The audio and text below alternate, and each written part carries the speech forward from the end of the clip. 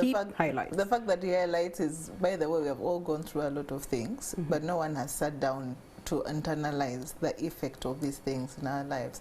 He mentions things like, just talk about COVID. For those 2 years, Priscilla, everyone went through something, but no one has sat down to actually do an inventory of how it was. Can I actually become personal right now? During actually the first year of COVID, I hit rock bottom. Now, that's something that no person would ever think of doing, hitting rock bottom and acknowledging that, guys, I'm actually at the bottom of the sea in my life, to the extent that I actually drove out of home, went to my cousin's house to just disappear from the pressures that were present for me at that time. And even at my cousin's house, I kept going, I'm fine. I didn't really mention anything. And so just when I had found some sort of peace with my inner self, I get a phone call that my father needs to be rushed to the hospital. And that just took me back down rock bottom. But having these conversations with a person, it was a no-go area. So you please continue. It was a no-go area for you because we're all afraid of being vulnerable. We all think that when I go out there and I'm talking to Priscilla, and Priscilla is a counselor, and I'm sharing with her my life, why am I exposing myself? Why am I being vulnerable to that extent? Yet that is the only source of support that you can get, to acknowledge that, by the way, I'm going through this issue and I don't have to stay here, but I can find ways of getting out. And how do I cope if it's something that is not going to, for example, we've developed a mental illness. It's not something that is going to go away tomorrow. Okay. How do I live? Like, how do I learn to cope and live my life in a normal way with this new information that I've got? But also because mental health is the ability to manage stress and continue with life. Most of us don't even want to acknowledge we are stressed. So the question actually becomes, how do I tell that these are the signs that I'm actually struggling with something? In that video, we saw him talking about denial. What are some of those other signs that people are struggling? If you're my friend and we have shared life, and like in a workplace like this, you can tell when I am a bit different.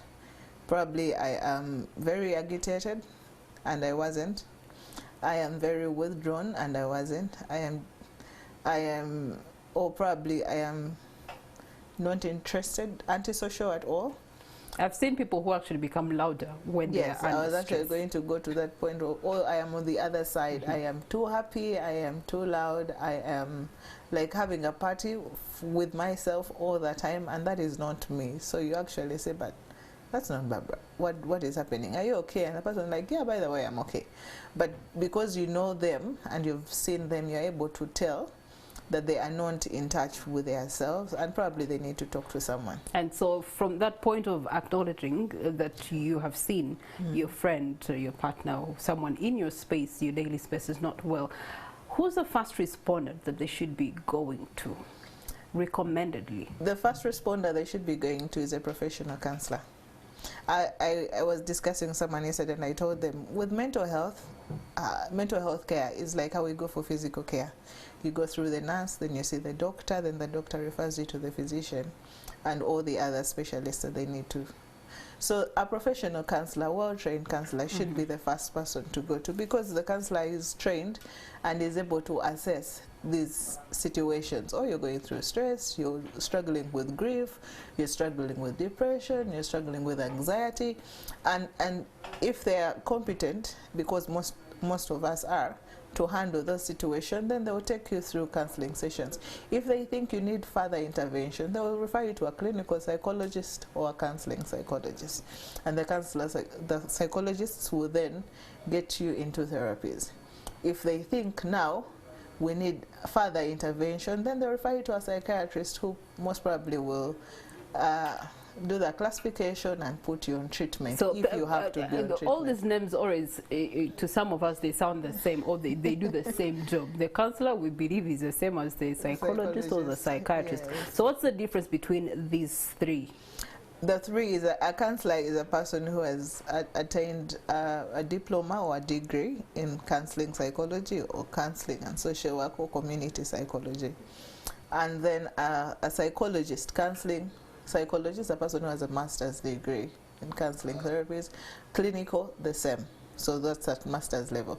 Then a psychiatrist is a professional doctor who decided to venture into psychiatry Yes. Okay, all right. And so, how do we decide who to go to first of the three? The circle is you start with a counselor. Okay. So it should be common practice, Priscilla, which is known that when you walk into a health facility, someone should be able to assess your mental wellness. How are you today? Are you in touch with yourself? Are you stressed? Are you anxious? Are you well? Are you eating right? And if they notice that any of this is not well, they should ask you, do you want to talk to a counselor? Or I recommend that you talk to a counselor. Then the counselor is able to take you through sessions to actually find out what the real issue is, because the counselor will not refer you to a psychologist or psychiatrist when they have not identified the real problem. So that we refer with a recommendation, because we write a report and say, I'm referring Priscilla to you for further management in anxiety disorder, or I'm referring for whatever it is, and then the psychologist will do that. And then the psychologist said, now Priscilla, I need you to start on probably some medication if it needs be, or we need to retain you for some time, depending on the illness that will have been identified. And then the psychiatrist will come in, because even when all that is done, we need to integrate you back to your normal self. We need to integrate you back to your family, to your social life, and help you cope with a new development. And that work is mainly done by counselors and sometimes social workers. Okay, all right. Now, in our newsroom, we had this debate. Yes, the counselors are there. You can go and talk to them. You offload all your problems on these people, but that means that you've given them problems also, which might affect their mental wellness. So there's been the question of who then gets to counsel the counselors and offers them, you know, the direction that can help them keep their mental wellness in check. We have mentors. All of us, it's a professional requirement that you have mentors, that you have a counselor, should have a counselor. So like I have counselors, I have mentors that when I think I'm getting out of hand, I check in. We call it checking in. So you go and check in, and they're able to tell you, oh, you're starting to get too stressed. How are you going to cope with your stress? How are you working on your self-care? Probably you're doing too much work and you're not taking care of yourself. You're struggling to balance between work and home, or work and studies. You're struggling to balance the profession and real life, so probably you need to calm down a little bit. So we have counselors that counsel us as well. Okay. Just like a doctor cannot treat themselves, they need to go to another doctor to get a prescription. All right, Barbara, you've mentioned something key in there, self-care. Yes. What are the current self-care tools that we can adopt for ourselves in order to check and balance our mental wellness? I could ask you, Priscilla, when was the last time you took leave, for example? Dear management, please answer that question for me. When is the last time you took leave? When is the last time you went out and you're not on your phone? And you're out to chill out, relax, and breathe in the fresh air. You see the excuse some of us are going to give you. You see, Councillor Barbara, if I'm not on my phone, work will not move. I work on the phone. Yes, you work on the phone, but you have to purpose that you not do phone 24 hours, 7 days a week. So you get time out and say, I have people that I know that are very disciplined. You can't call them past 9. Even if someone has died, if it's past 9, they won't pick you. Okay. But they can pick you as early as 7 the next morning. So we need to put some measures so that we safeguard ourselves. Because you see, Priscilla, with all that we're having and all that we're holding on, you can't know when I'll snap. Okay. Because you think I have it all together, I am working, I am performing, but I am having internal struggles that I may not share. I may be having family struggles that I may not share, or personal challenges, or extended relations that are struggling, and you don't know when I'll snap. So if I am not in touch with myself, if I can't become vulnerable for help, then we are at risk. So when the numbers come out at 14%, people are like, no, it's impossible. It's because you have not sat down to actually think about yourself and say, by the way, when is the last time I actually acknowledged I am stressed, I am depressed, I am anxious, I am worried, I'm living in a lot, I am fearful, I am uncertain. All right.